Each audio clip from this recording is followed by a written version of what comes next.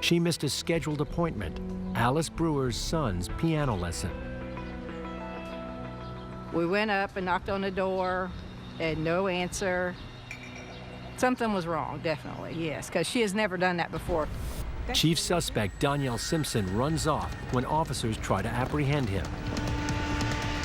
They want to know how he came to be driving Jerry's car and why he had rented it to some local teens. I rented it from someone. Now, his 16-year-old wife is brought in for questioning. Born Jennifer Smith, she reveals how her romance began with the neighborhood troublemaker. It was nice, it was sweet, we partied a little bit. I liked the way he treated me.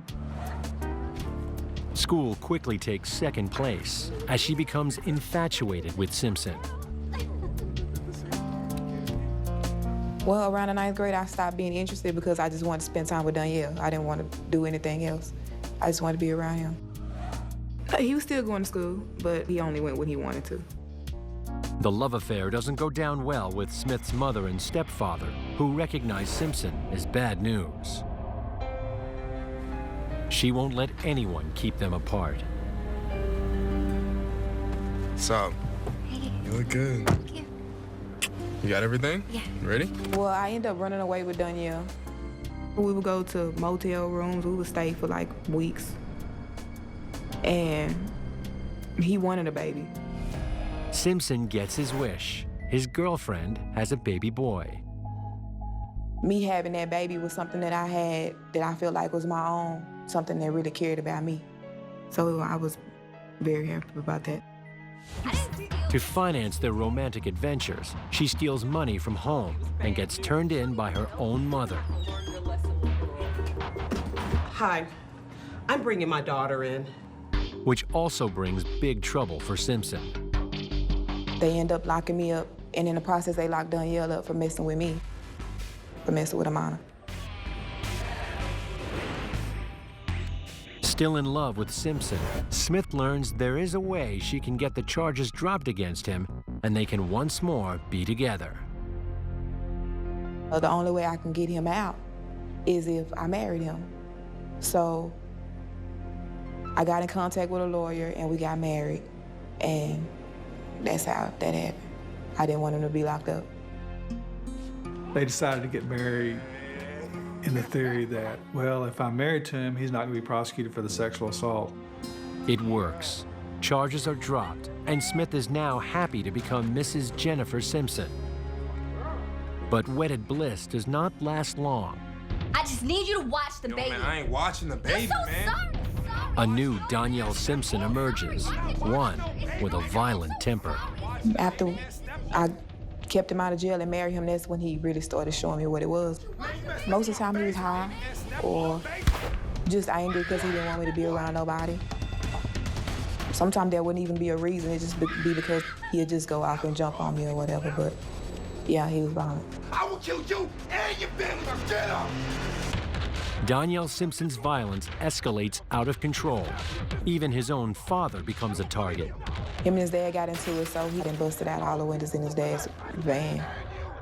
Stay here, man! Wait for me! Where you going? Come back here! At that point, I already knew he had an anger problem, so when he gets like that, I just back away.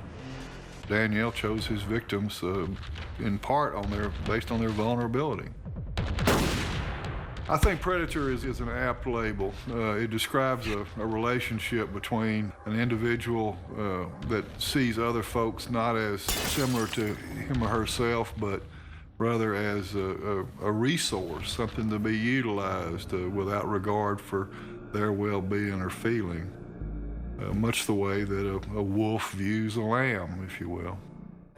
Jennifer Simpson tells investigators on the morning of the day Miss Davidson disappeared, she heard her husband plotting to break into her home with a 13-year-old friend. Go ahead, rob this old lady. I heard him in the kitchen talking about robbing a lady, and I was telling him to stop being so greedy about what he was doing.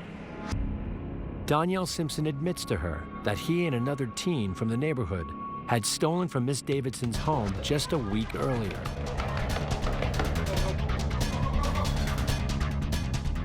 But he never told me what he got from her or nothing like that. And he ended up walking out the house. Well, when he walked out, I walked out behind him. He had knowledge that Mrs. Davidson was an elderly female living alone and was vulnerable. Investigators now see Simpson's young wife in a whole new light. She admits once they knew Miss Davidson wasn't home, they smashed a window so she could go through. I climbed in. I opened the back door.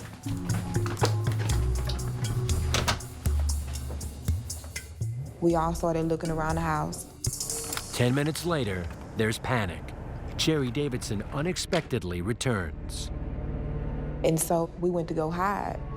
Hey, y'all come in here. We was gonna go out the front door, but Danielle was like, no.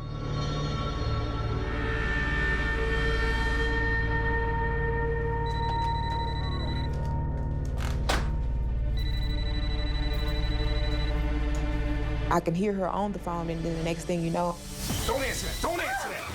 Where's the money? Put it on the counter. Shut up. Listen to me. If you move at all, I will kill you. and Danielle was just telling her to shut up or whatever, and he ended up calling me, and Hold her real quick. but she looked at me and she was like, it's a girl. And she was kind of scared, you know, I could tell in her eyes she was kind of scared.